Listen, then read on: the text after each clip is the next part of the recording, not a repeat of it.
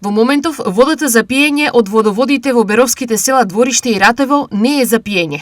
Општина Берово излезе со известување во кое стои: се известуваат жителите на село Двориште и село Ратево дека согласно добиениот извештај од лабораториското испитување на примерокот вода со лабораториски број 911/2026, земен на 1 јуни оваа година од водоводните системи во двете населени места, од страна на Агенцијата за храна и ветеринарство, утврден с големен број на присуство на колиформни бактерии, цревни ентерококи, ешерихија коли, како и зголемен вкупен број на бактерии.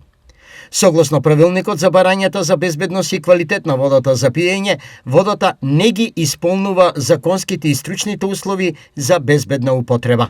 Освен за пиење, водата е ризична и за подготовка на храна, се до добивање на нови резултати кои ќе потврдат дека водата е безбедна за употреба.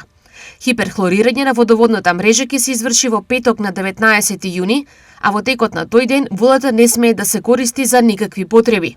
Општината апелира за доследност од страна на граѓаните и почитување на препораките.